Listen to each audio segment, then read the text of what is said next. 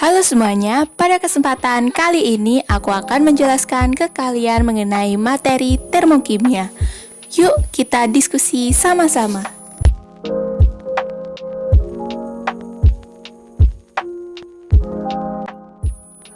Termokimia merupakan cabang ilmu kimia yang mempelajari tentang panas, kalor, energi, suhu yang berhubungan dengan kalor reaksi, panas reaksi, dan perubahan entalpi reaksi.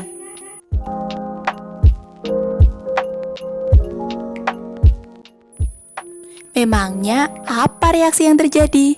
Terus perubahan entalpi. Yuk aku bahas satu-satu. Sebelum masuk lebih dalam, kita perlu tahu dasarnya terlebih dahulu. Dalam suatu sistem kimia pasti ada komponen-komponennya. Nah, dalam termokimia dikenal dengan sistem dan lingkungan. Sistem merupakan suatu yang kita amati, seperti contohnya produk dan reaktan.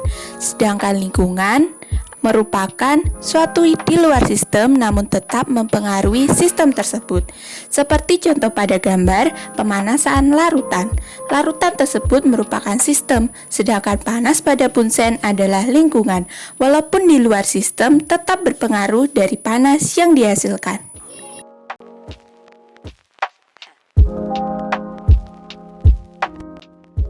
Sistem bisa melepaskan kalor ke lingkungan, bisa juga lingkungan memberikan kalor kepada sistem. Kalor yang dilepaskan dan dibutuhkan dalam suatu reaksi kimia dalam keadaan tekanan tetap disebut entalpi. Nah, ini merupakan rumus untuk mengetahui jumlah kalornya. Kalor yang dibutuhkan dalam suatu sistem dapat dicari dengan mengalihkan massa zat dengan kalor jenis zat dan juga perubahan suhunya.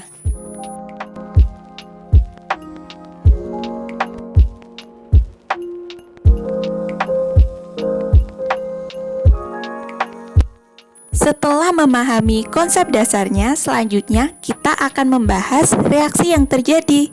Pada termokimia ini akan selalu berhubungan dengan dua reaksi, yaitu reaksi eksoterm dan juga reaksi endoterm.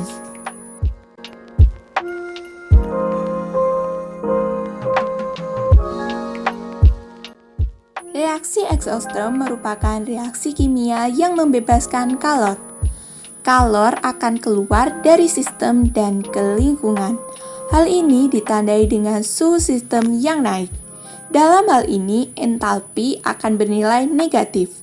Seperti contohnya reaksi antara batu kapur dengan air. Batu kapur yang direaksikan dengan air akan menyebabkan air mendidih dan suhunya akan naik.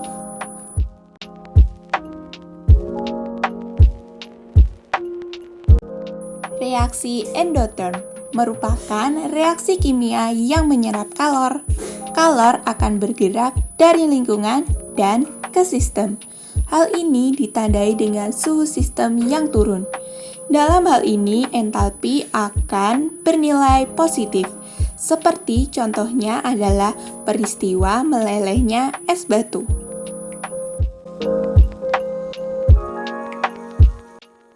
Oke, selanjutnya kita akan bahas entalpi dan perubahannya. Entalpi merupakan kalor yang dilepas dan dibutuhkan dalam suatu reaksi kimia dalam keadaan tekanan tetap. Karena entalpi tidak dapat dihitung, sehingga yang dapat dihitung adalah perubahan entalpinya. Nah, perubahan entalpi ini ada beberapa jenis. Yuk kita bedah satu persatu.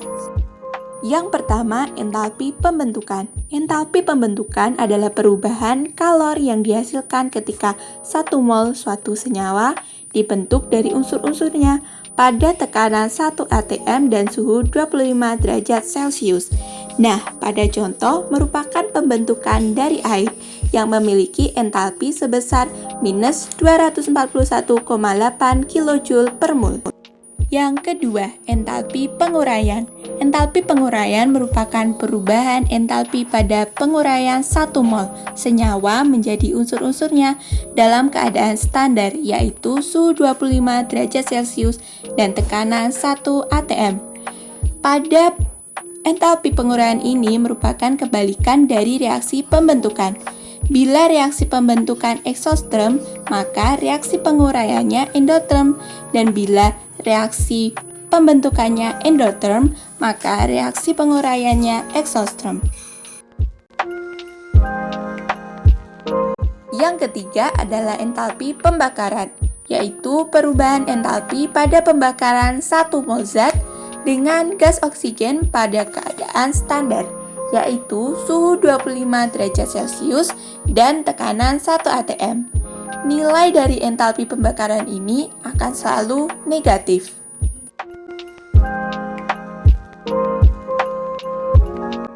Selain ketiga jenis entalpi tersebut, masih banyak contoh dari jenis perubahan entalpi, seperti entalpi netralisasi, entalpi pelarut, dan juga entalpi penyubliman.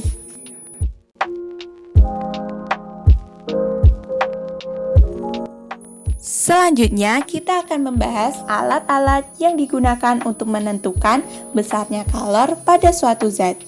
Alat-alat tersebut disebut kalorimeter. Alat kalorimeter dibedakan menjadi dua, yaitu kalorimeter sederhana dan kalorimeter bom.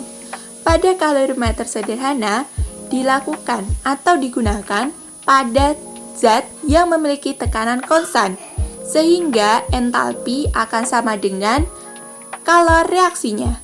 Sedangkan pada kalori bom digunakan pada zat khusus untuk mengukur kalor pada pembakaran yang terjadi pada volume konstan, sehingga perubahan energinya akan sama dengan kalor reaksinya.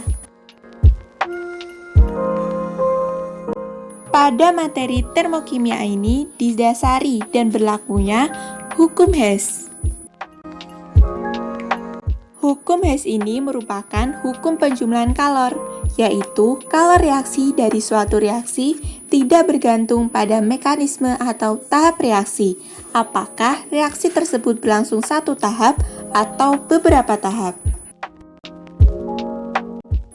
Nah, itu dia penjelasan mengenai termokimia. Terima kasih telah menonton. Semoga bermanfaat. Bye!